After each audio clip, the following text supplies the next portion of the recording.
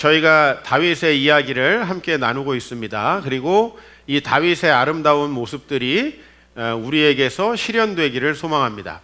다윗의 이 모습이 저희에게 실현되지 못하고 때때로는 다윗에게서도 사울의 모습이 나타나요.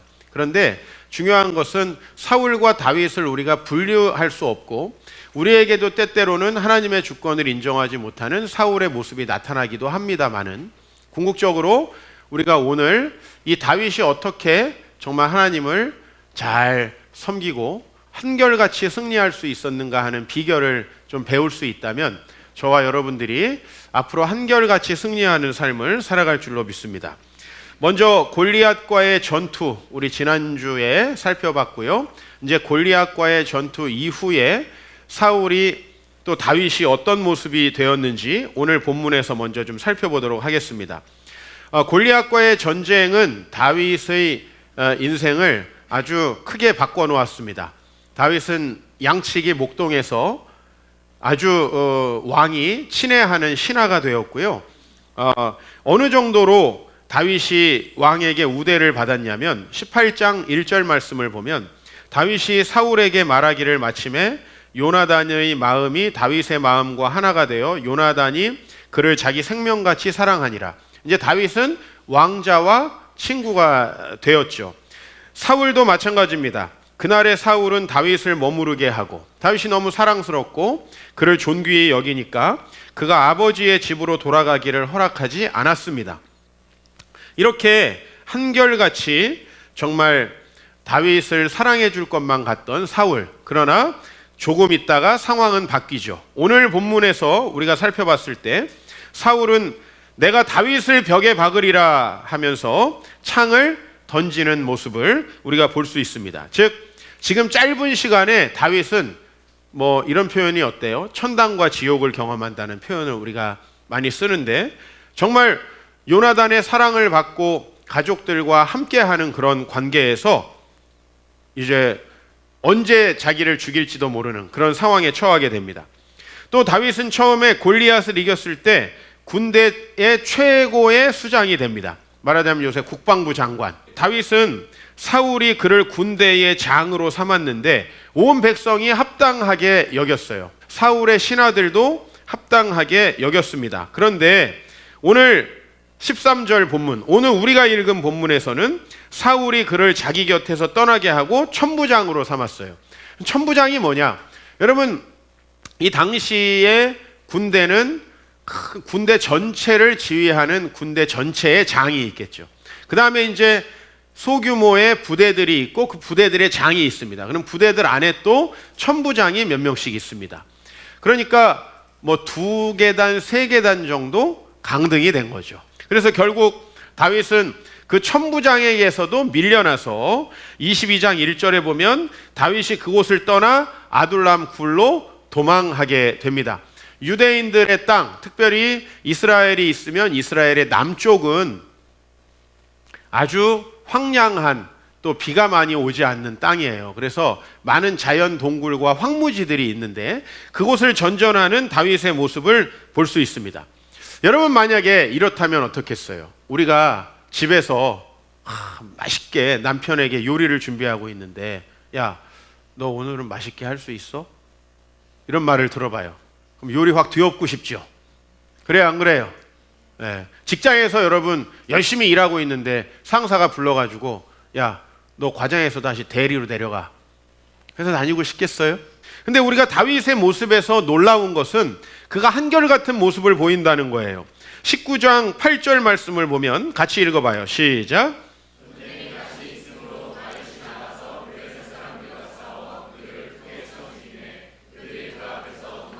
네, 내가 블레셋과 싸워서 이겼는데 그 때문에 지금 다윗은 어떤 상황에 몰렸어요? 죽을지도 모르는 상황에 몰렸고 반역자로 몰렸고 광야로 쫓겨나는 상황이에요. 그런데 다윗은 또 블레셋과의 전쟁이 있을 때 그 전쟁에 나가서 신실하게 자기의 일을 감당한다는 거예요. 참 쉽지 않죠. 이 한결같은 모습들, 또 22장에 보면 우리가 잘 아는 모습이죠. 환난당한 모든 자, 빚진 모든 자, 마음이 원통한 자가 그에게로 모였어요.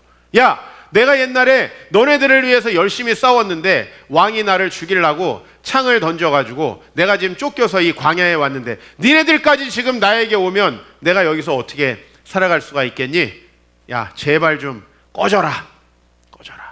이렇게 얘기할 수 있는 상황이에요. 그런데 다윗은 그들 모두의 우두머리가 됐어요.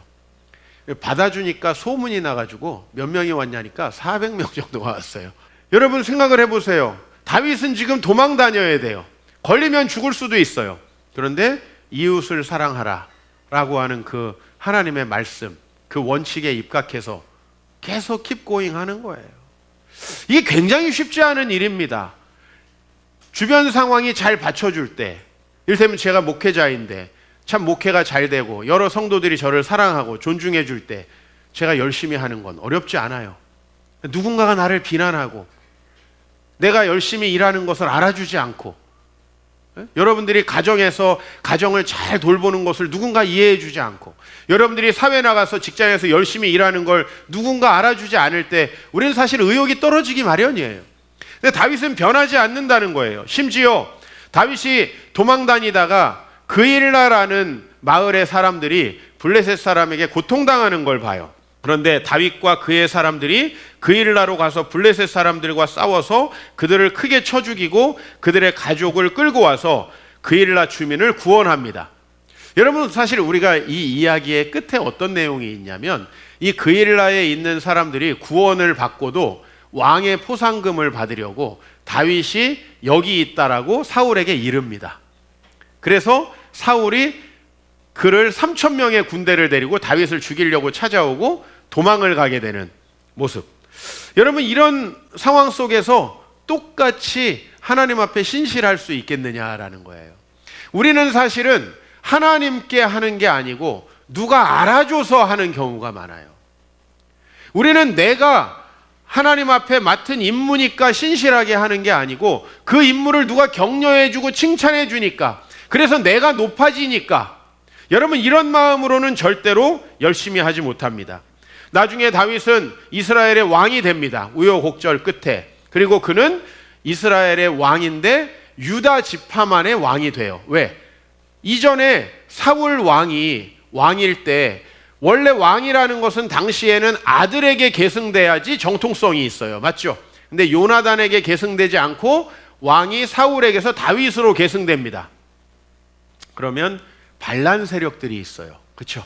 사울의 자녀들을 중심으로 반란 세력들이 만들어진단 말이에요. 그러면 처음에 왕이 되면 해야 될 일이 뭐겠어요? 반란 세력을 진압하는 거예요. 다윗은 무엇을 했는지 한번 볼까요? 사무엘하 5장 6절에서 7절 시작.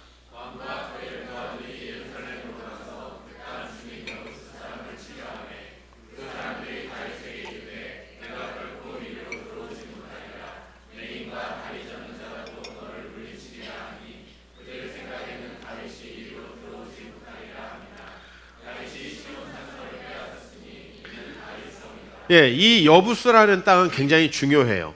이스라엘 백성들이 여호수아가 정복 전쟁을 한 이후에 이 여호수아가 정복하도록 남겨주고 죽어요. 여호수아는 나머지 땅을 정복하라고 해요. 근데 이 여부스는 예루살렘의 옛날 이름이에요. 이 여부스라는 지역은 정복하지 못합니다. 왜? 너무나 천혜의 요새예요. 남쪽에도 골짜기가 있고 동쪽에도 골짜기가 있어요.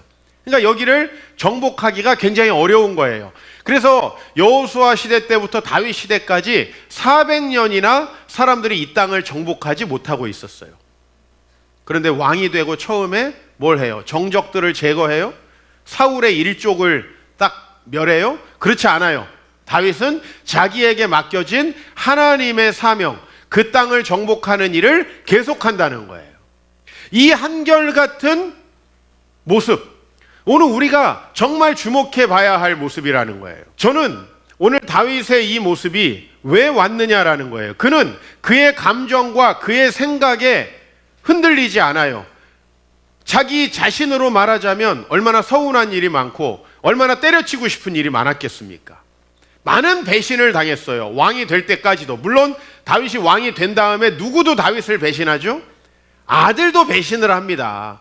사실 다윗의 인생이 늘 비단길, 늘 레드카펫이 깔려 있어가지고 그가 평안하게 살았던 거는 아니에요. 우리보다 훨씬 더 일이 많았어요. 한결같은 승리는 어디서 오느냐라는 거예요. 그것은 우리가 나에 집중하지 말아야 한다. 따라합시다. 언제나 하나님의 계획을 따라 내 생각과 감정을 넘어서는 것.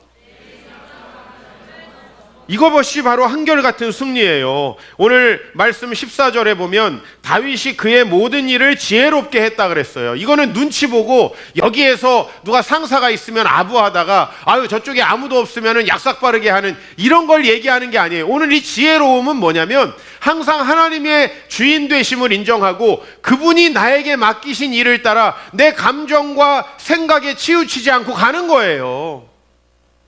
여러분, 누가 감정이라는 게 없어요. 뭐 이종필 목사는 피도 눈물도 없고 감정도 없습니까? 아니에요. 저도 서운할 때도 있고 힘들 때도 있고 슬플 때도 다 있어요. 지금까지 전도사 때부터 23년 동안 제가 사역을 하면서 항상 아무 일 없었겠습니까? 나도 목회를 그만둘 뻔한 위기가 여러 차례 있었는데 여러분이 듣고 나면 참 별것도 아닌 거 가지고 목사님은 그럴 거예요. 이제 제가 한 교회에서 4년째 사역을 하면서 이제 사역이 어느 정도 자리도 잡히고 제가 성경 공부하고 제가 제자 훈련하고 했던 친구들이 이제 이 청년부 대학부 안에서 어느 정도 나이를 먹고 선배급이 됐어요. 그래서 이제 그들을 다 중요한 리더십으로 세우면서 제 마음속에 어떤 기대가 있었냐면 이제는 내가 시키는 대로 참 말을 잘 듣겠구나, 그런 기대가 있었어요. 근데 당시에 교회 안에서 좀 우리 갈등들이 있다 보니까 그 갈등 때문에 우리가 모여서 회의를 하기로 했는데 그 제가 정말 애지중지 키워서 딱 세워놨던 리더들이 저에게 이런 반구 하지 않고 회의를 보이콧하는 일이 있었어요. 말도 안 하고 나오지 않은 다음에 나중에 어느 공원에 가가지고 우리끼리 회의를 하겠습니다 라고 말하자면 일종의 항명사태가 벌어진 거죠. 사실 그 사태를 잘 수습하고 또 교회가 하나 되도록 하는 게 저의 지도자로서의 역할이었는데 저는 부끄럽게도 어떻게 했냐면 그날부터 나의 말을 안 듣고 회의에 나오지 않은 애들을 마음속으로 미워하기 시작했어요. 저런 버르장머리 없는 놈들이 있나. 그리고 그 일을 묵상하면 묵상할수록 어찌나 속이 뒤집어지는지 모르겠어요. 내가 그렇게 애지중지 몇 년 동안 말씀을 가르치고 했는데 감히 나에게 이럴 수가 있는가. 분명히 그 사건 좀 내가 객관화시키고 잊어야 정상인데 그 생각, 내가 배신당했다는 생각이 내 마음속에 떠나질 않는 거예요. 4일째 되는 날 목사님을 찾아갔어요. 가가지고 폭탄 선언을 했어요. 제가 사역을 좀 쉬겠습니다. 말하자면 사표 내겠다는 얘기지. 포장은 내가 애들 때문에 삐졌습니다 이렇게 말을 못 하잖아요.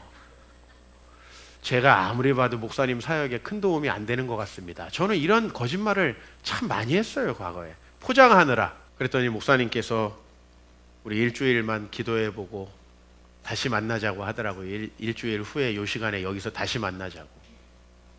물론 그 만남은 이루어지지 않았어요. 제가 이제 목사님 말씀을 듣고 그 사건을 객관적으로 바라보게 됐어요. 내가 무엇을 위해서 사역하고 있었나? 내 마음엔 나밖에 없는 거예요. 가시나무 새가 괜히 있는 게 아니야. 내 속에 나의 자존심, 나의 상처, 내가 어떻게 대접을 받고 내가 다른 사람에게 어떤 이미지로 각인되는지가 내 안에 가득했던 거예요. 훌륭한 사역자가 돼가지고 저 사람들의 마음속에 모두 다 내가 있기를 바랬던 거예요. 그 마음이 깨진 것을 내가 도저히 참을 수 없었던 거죠. 그런 내 모습이 하루 이틀 객관화되기 시작하는데 아마 이틀 정도 지나서 제가 너무 부끄럽고 제정신을 차리게 된 것 같아요. 내가 주님을 위해서 일하고 우리 마음속에 주님이 있어야 되고 때때로 제가 가르치는 영혼들이 방황하고 제 말씀대로 행하지 못할 때에도 위로하고 격려하고 함께 해주면서 그들의 마음속에 주님이 있도록 만들어야 되는 게 이 사역자의 모습인데 크게 반성하게 됐어요. 그리고 일주일 후에 그 자리에 나가지 않았어요. 이게 그만둘 만한 일인가요? 왜 우리는 작은 일에 우리의 한결같음을 깨버리느냐 이 말이에요. 23년 동안 제가 사역하면서 참 감사한 건 단 한 주도 제가 사역을 쉬지 않고 단 한 주도 제가 맡겨진 일을 소홀히 하지 않고 제가 한국에 있으나 외국에 있으나 어떤 상황에 있어도 정말 제가 최선을 다하려는 그 마음이 변치 않았다는 모습에 감사하면서 다른 한편으로는 나를 그때 지도해 주시는 그런 목사님과 나를 그때 격려해 주시는 성령님의 인도하심이 없었으면 난 지금 뭘 하고 있었을까? 우리 한결같음이 얼마나 중요하냐? 왜 우리는 한결같지 못하고 왜 우리는 한결같이 예배하지 못하고 왜 우리는 한결같이 가정에 충실하고 왜 우리는 한결같이 주님의 계획을 바라보지 못하냐면 여러분 안에 하나님이 주인 되어 계신 게 아니라 내 생각과 내 감정이 주인 되어 있는 거예요. 좀 봉사 좀 하다가 누가 안 알아주는 것 같으면 아유 알아주지도 않는데 뭐하러 가나. 나름대로 선교 헌금 작정하고 11조 작정하고 하다가 아유 좀 경제적으로 어려우면 나부터 살아야지. 내가 다른 사람들 돕다가 아이고 우리 가족도 내가 잘 못 돌보는데 무슨 남의 가족인가. 여러분 우리는 항상 내가 내 안에 있으니까 한결같을 수가 없는 거예요. 평생 동안 우리 서로 축복하면서 행복하게 살려면 우리 안에 내가 없어야 돼요. 저도 하나님 바라보고 목회하고 여러분들도 제가 아니라 어떤 이웃의 인정이 아니라 하나님을 바라보고 해야죠. 여러분 교회들 다니다 보면 목사님 때문에 서운해서 교회 안 다닌다 이런 사람이 많아요. 애시당초 왜 그 사람은 교회를 다닌 거냐면 목사가 얼러주니까 교회를 다닌 거야. 물론 목사가 잘해야겠지요. 그러나 우리 안에 내가 있으면 안 돼요. 여러분 제가 만약에 여러분이 어떻게 하느냐에 따라서 목회를 하고 말고 하면 저는 아마 350번 정도 그만뒀을 거예요. 그 내가 뭔가 살아있다면 우리는 여상하게 주님 앞에 설 수 없는 거예요.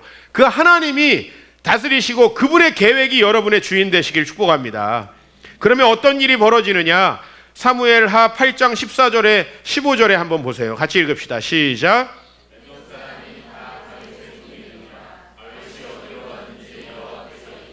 그렇죠. 하나님이 승리하게 해주신다는 거예요. 여러분 제가 어느 때든지 마음이 섭섭하든지 힘들 때든지 병들 때든지 어떨 때든지 항상 똑같은 모습으로 여러분을 섬기면 여러분도 저를 사랑해 주시겠죠. 그죠?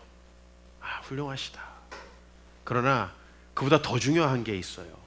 하나님이 도와주신다는 거예요. 다윗을 어디로 가든지 승리하게 해주신다는 거예요. 다윗이 왜 승리했냐면 다윗은 이스라엘을 항상 공의와 정의로 다스려요. 즉 하나님의 뜻대로 일한단 말이에요. 항상 하나님이 하시는 일을 더 먼저 바라본다라는 거예요. 여러분에게 혹시 가정이 더 먼저 돼 있습니까? 여러분에게 혹시 여러분 자신의 일이 더 먼저 돼 있습니까? 아마 뭔가 인생이 빡빡할 거예요. 내가 잘하려고 하는데 더 잘 안 될 거예요. 많은 저보다 나이 많은 분들이 하시는 얘기가 뭐냐면 목사님 내가 자녀에게 집중하고 그 아이만 바라볼수록 자녀가 잘 안 되더라는 거예요.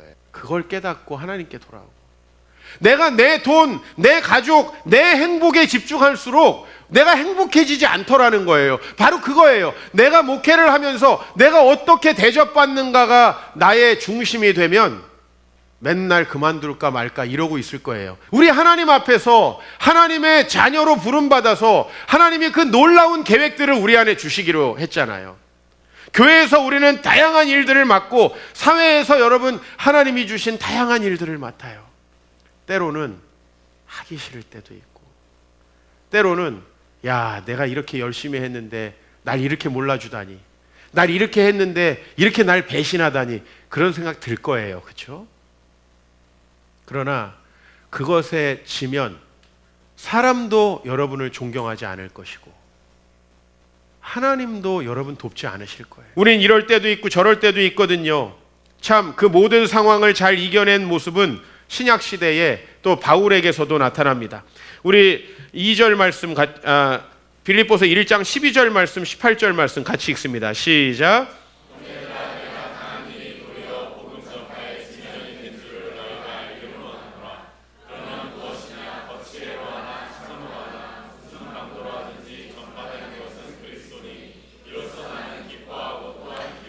사도 바울이 참 어려운 일이 많았죠. 우리는 사도 바울이 너무나 위대한 사람이라고 생각을 하지만 사실 사도 바울은 주변 사람들이 봤을 때 야, 뭐 이렇게 주의 일을 한다는데 저 사람은 어려움이 많아? 이런 일이 많았어요. 의도 터지고 강도 만나고 또 가다가 돈 없어서 고생도 하고 산적들도 만나고 해적들도 만나고 감옥에도 갇히고. 근데 사도 바울이 그때마다 내가 왜 이런가, 거기에 내가 있어 보세요. 이거 사역할 수 있었겠어요? 근데 사도 바울이 이렇게 얘기를 해요. 내가 당한 일이 도리어 복음 전파의 진전이 될 줄을 너희가 알기를 원하노라. 내가 주어가 되면 안 돼요. 그죠? 하나님이 이 일을 왜 하셨는가?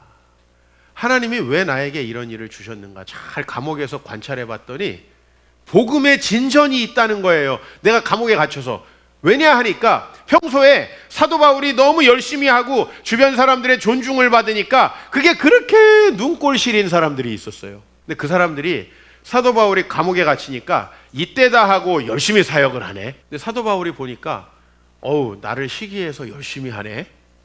복음의 진전이 되네. 좋은 거예요. 또 그 다음에 그동안에 사도 바울이 열심히 하니까 나는 좀 대충 해도 되겠네 이러고 있었던 사람들이 바울 선생님이 갇히셨으니 이제 나라도 열심히 해야 되겠다. 우리가 마음속에 있으면 안 돼요. 내가 마음속에 있으면 그렇게 모든 게 섭섭하고 못해 먹겠어요. 근데 하나님이 우리 마음에 있으면 되는 거예요. 전도서 3장에 보면 범사에 기한이 있고 천하만사 다 때가 있어요. 우리도 불신자들하고 똑같이 이 세상을 살아가다 보면 태어날 때가 있고 죽을 때가 있고 힘든 일이 있고 누가 알아주지 않을 때도 있고 건강하지 못할 때도 있는 거예요. 그런데 믿는 자들은 그런 시기에도 감사하고 행복해하면서 주님께 나아간다고요. 여러분, 여기 우리 리더십을 맡고 매주마다 교회 와서 여러분들 웃음으로 섬겨주시는 분들 아무 일이 없고 맨날 속이 편해가지고 그러는 게 아니에요. 교회 와서 항상 웃으시는 분들 조증 걸려가지고 그런 게 아니라고. 마음으로 그 모든 것들을 이겨내는 거예요. 그래서 나는 그런 사람들이 좋아요. 한결같은 사람이 좋아요. 내가 우리 아내를 좋아하는 것도 항상 제가 들어갈 때 저를 웃으면서 맞이해 주니까 얼마나 존경스럽고 사랑스럽습니까? 교회 52주 매주마다 항상 기쁜 모습으로 교회 오면 나에게 인사해 주고 이런 사람이 있어야 돼. 항상 일기를 살펴야 돼. 오늘은 부부싸움을 하고 왔나? 상태가 안 좋네. 오늘은 안 왔네. 이거 눈치 살피러 교회 와가지고 불편해서 교회를 다닐 수가 있나? 목사부터 시작해서 그러면 안 돼요. 기도하고 이겨내고 항상 똑같은 모습으로. 그러면 사람들이 얼마나 믿음직스럽겠어요. 그 사람이. 여러분, 이건 정말 인생에 승리하는 방법이에요. 항상 기도로 승리하고 항상 똑같이 섬기고 내가 경제적으로 어려울 때도 항상 교회를 위해서 섬기려고 노력하고 내가 건강이 안 좋아도 항상 주변 사람들을 먼저 생각해 보세요. 여러분, 노년에 여러분을 존경하는 사람이 수도 없이 많아질 거예요. 여러분의 죽음의 시기가 와도 결코 외롭지 않을 겁니다. 우리는 이 하나님의 승리의 비결을 세 가지로 정리하면서 오늘 말씀 마치려고 합니다. 첫 번째, 따라합시다. 하나님께 묻는 기도. 사무엘상 23장 2절을 같이 읽습니다. 시작.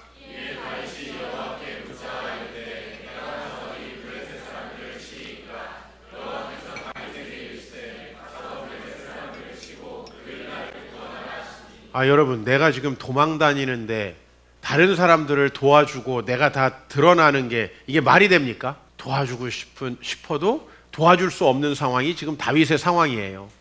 그런데 그는 하나님께 묻습니다. 하나님께 왜 물었을까요?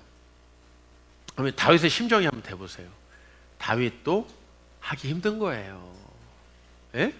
다윗도 하기 힘든 거라고. 여러분이 그냥 하나님 앞에 평소에 신앙생활 하다가 아이고 내가 하나님이 기쁜 마음을 주셔서 해야지. 그러면 기도할 필요 없어. 그냥 하면 돼. 근데 다윗에게는 지금 그일라 사람들이 블레셋에게 어려움을 당하니까 내가 내 동포 내 동족들과 싸워야 되는 군인인데 그들과 싸워야 되는 게 당연한데 싸우다 보면 어떻게 돼요? 내가 손해를 볼 것 같아. 마음 한구석에 하고 싶지 않은 마음이 있는 거예요, 다윗도. 그러니까 어떻게 해요? 여호와께 묻자와 이르되 내가 꼭 가서 블레셋 사람을 쳐야 되겠습니까? 때로는 우리의 상식이 너무 내 이기적인 상황들을 포장할 때가 있잖아요. 그죠? 여러분, 오늘 내가 섬기러 가야 되는데 이 정도면은 목사님도 이해해 주시겠지. 핑계 대고 싶을 때가 있잖아요. 하나님께 기도하십시오. 여러분, 다른 사람 섬기는 사람들이 섬길 수 있는 상황이 돼서 섬길 수 있는 사람 아무도 없어요. 근데 왜 누구는 다른 사람을 사랑하면서 살고 누구는 이기적으로 사느냐? 자기의 상식에 기대서 사는 거예요. 자기의 상황에 기대서 사는 거예요. 주님께 물으시기를 축복합니다. 사무엘 하에 가도 마찬가지예요. 다시 한번 봉독합니다. 다윗이 여호와께 여쭈어 이르되 내가 블레셋 사람에게로 올라가리이까 여호와께서 그들을 내 손에 넘기시겠나이까 하니 올라가라라고 하잖아요. 다윗은 지금 이제 처음으로 예루살렘에서 왕권을 잡았어요. 즉 전체 통일 왕조의 왕권을 잡았어요. 근데 여전히 반란 세력들이 많아요. 상황을 보면 이게 지금 누굴 도와주고 블레셋 사람을 칠 상황이 아니에요, 지금. 그런데 이 전쟁에 직접 나아갑니다. 아까 전에 말씀 기억하죠? 여호와께서 항상 이기게 하시니라. 이기게 하시는 거예요. 그래서 이기게 하시는 거예요. 내가 내 상황에 따라 전쟁에 안 나가면 반란도 진압하지 못하고 못 이기겠지. 사울이 그렇게 자기 왕권에 집착했는데 왕권 아들에게 물려줬습니까? 못 물려줬죠? 원래 고대 왕들은 가만히 있어도 자식한테 왕권이 가게 돼 있어. 근데 집착하니까 하나님이 그걸 뺏어가지고 다윗에게 주시는 거예요. 집착할수록 안 돼요. 나를 비우고 하나님께 날 드리면 된다라는 거예요. 두 번째 따라합시다. 주변 사람들을 경청하자. 사람은 자기의 문제를 객관적으로 바라보기가 참 어렵죠. 자기를 사랑하기 때문에, 자기의 나르시시즘에 빠져 있기 때문에. 그래서 여러분, 장기도 그렇게 맨날 못 두다가 남이 두는 거 보면 수가 훤히 보이지?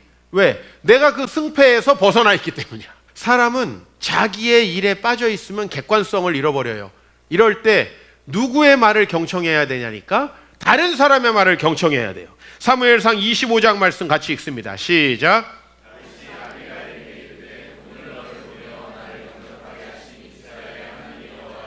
이 다윗이 하나님의 말씀을 신실하게 지키며 살다가 나발이라는 사람이 자기를 무시하니까 세상 말로 뚜껑이 열렸어요. 내가 저 집안을 싹 멸하겠다라고 딱 군인들을 딱 모집해서 칼을 차고 나발에게 갑니다. 이거 누구 모습이야? 이거 사울의 모습이야. 사람은 언제든지 뚜껑이 열리면 사울이 돼. 언제든지 이런 악한 모습이 그 안에 있다고요. 너무나 무시를 당한 나머지 이성을 잃어버렸어요. 아비가일이라는 여자가 딱 앞에 엎드려서 절을 하고 얘기하는 거야. 당신 그 고귀한 부르심을 받은 그 손으로 이 나발 같은 남자를 치면 그거는 하나님 앞에 자신을 더럽히는 행위다. 저의 말을 들으시고 원수 갚는 일을 멈춰달라고 얘기해요. 다윗은 지금 경계선을 엄청 넘고 있어요. 그죠? 언제든 사울이 될 수도 있는, 근데 그 미천한 한 여자가 나중에 이 여자가 남편이 죽고 다윗의 와이프가 되죠. 이 여자가 정말 이건 놀라운 장면이에요. 왕이 될 사람이, 그 군대를 끼고 있는 사람이 그 미천한 여자 하나가 와서 얘기한다고. 그 다음 말씀 읽어봅시다. 시작.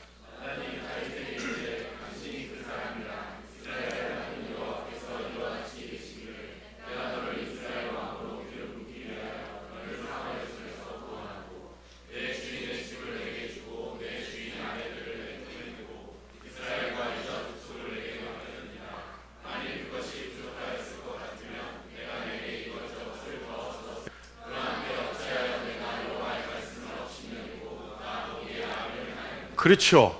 여러분 지금 다윗이 밧세바를 범했어요. 이제 나단이 온 거예요. 나단이. 하나님께서 다 줬고 또 다른 걸 구했으면 그것도 주셨을 텐데 너는 어찌 다른 사람의 것을 빼앗으냐. 우리의 이야기를 누군가가 조언해 줄 때 여러분 그 이야기 경청하셔야 돼요. 왜냐하면 내가 막 남편 때문에 정말 짜증이 너무 나 있고 내가 아내 때문에 막 짜증이 나 있으면 사실 모든 것이 헝클어져요. 생각도 객관적이 되지 못하고. 그럴 때 하나님이 주변 사람을 통해서 말씀하시잖아요.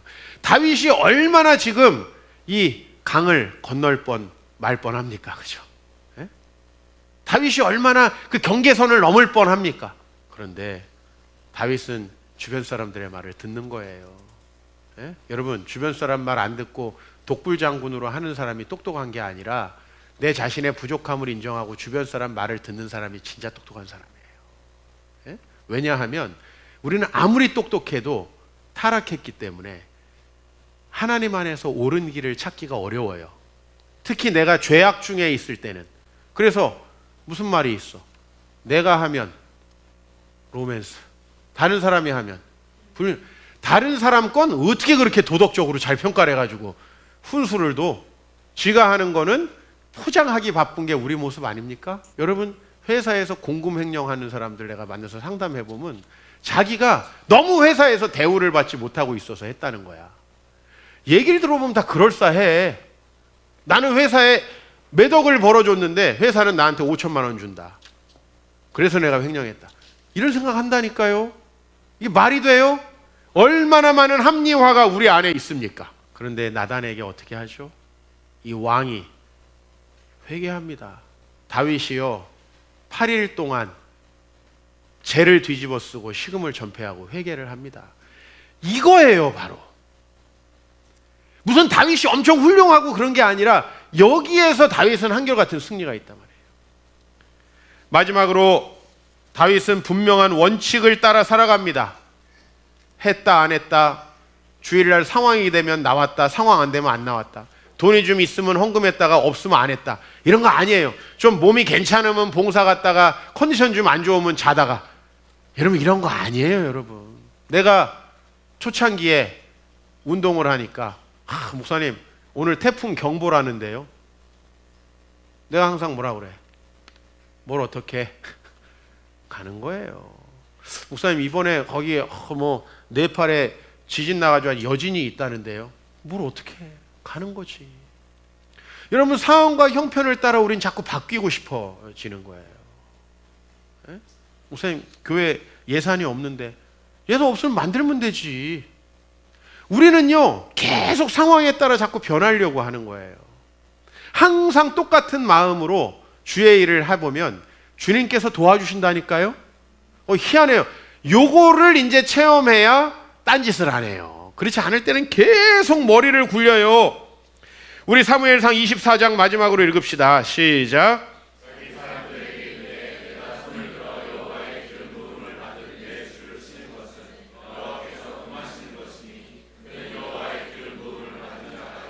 여러분 다윗은요 자기가 손을 들어 지금 사울을 치는 거에 대해서 근심합니다. 여러분 얼마나 사울을 죽이고 싶었겠어요. 사울을 제일 죽이고 싶은 사람이 누구겠어요? 다윗이죠. 오죽하면 주변 사람들이 말만 하면 자기가 죽이겠다고 전부 다 나서고 있어. 말만 하면 내가 죽이겠다. 직접 하실 필요도 없어요. 말씀만 하세요. 그러면 그래 볼까? 한마디 하면 끝나는 거야. 근데 다윗은 그래도 하나님이 세우신 왕을 하나님께서 폐위하시기 전에 자기가 하는 것은 옳지 않다는 거예요. 이게 현명한 행동이었느냐 아니었느냐를 떠나서 얼마나 하나님의 말씀대로 살려고 그 원칙을 지키려고 노력합니까? 예? 여러분 아침에 찌뿌드한데 교회 갈까 말까 이건 고민의 축에도 못 들어. 지금 자기를 평생 동안 죽이려고 하는 사람을 죽일 수 있는 기회가 딱 왔잖아요. 이게 얼마나 쉽지 않은 일이에요. 자기의 증오심을 이기기가 얼마나 쉽지 않은 일이에요. 근데 다윗은 항상 하나님께 묻는 거예요. 하나님이 주신 원칙에 따라 살아가는 거예요. 그리고 자기가 혼란 중에 있을 때는 주변의 동료들에게 말씀 듣는 거예요. 여러분, 소그룹을 통해서요, 여러분의 고민되는 거 이야기하세요. 고상한 척 하지 마시고. 그럼 그 얘기를 하면서요, 우리는 우리 안에 치유가 있어요. 난 남편에게 이제 밥도 안 해주려고, 나 이제 집에도 안 들어가려고 그래. 근데 그 얘기를 하면서 알아, 자기가 문제가 있다는 걸. 내버려두면 돼. 야, 그래도 안 들어가면 되겠니? 지도 맨날 안 들어가면서 그 얘기를 뭐하러 해, 옆에서. 네 마음 이해한다. 기도하자. 다 알아요. 답을 다 안다고, 우리는. 근데 문제는 내가 살아있으면 답이 잘 안 보여요. 그걸 어떻게든 핑계대고 싶어. 어떻게 하든 핑계대고 싶어. 예배드리지 않는 나를 핑계대고 싶어. 오늘도 찬양하지 않는 내 모습을 주님이 다 아실 거라고 핑계대고 싶어요. 그게 우리의 모습이에요. 그러나 여러분, 한결같지 않은 사람 존경스럽습니까? 좀 상황 생기면 교회 왔다가 좀 기분 다운되면 안 오고 존경스럽습니까? 아니, 솔직히 얘기합시다. 우리 같은 교회에서 조금 상황이 되면 목사님한테 와서 기쁨을 했다가 좀 상황 안 좋으면 인사도 안 하고 가고 존경스럽습니까? 조금 자기가 한가하면 소그룹 리더 열심히 하다가 좀 바쁘면은 안 나오고 존경스럽습니까? 여러분, 그렇게 해서는 안 돼요. 믿음 막 충만하고 오늘 은혜 받으면 목사님 선교 갈게요. 그 다음에 갈 때쯤 되면 안 가면 안 돼요. 존경스럽습니까? 여러분, 변덕이 심한 사람은 주님을 떠나서, 기독교를 떠나서 존경받을 수 없어요. 항상 똑같을 수 있습니다. 저도 여러분들에게 1년 365일 52주 여러분 언제든 교회에 오면 항상 건강하고 밝고 즐거운 모습으로 여러분 만나려고 노력하는 거예요. 노력하는 거예요.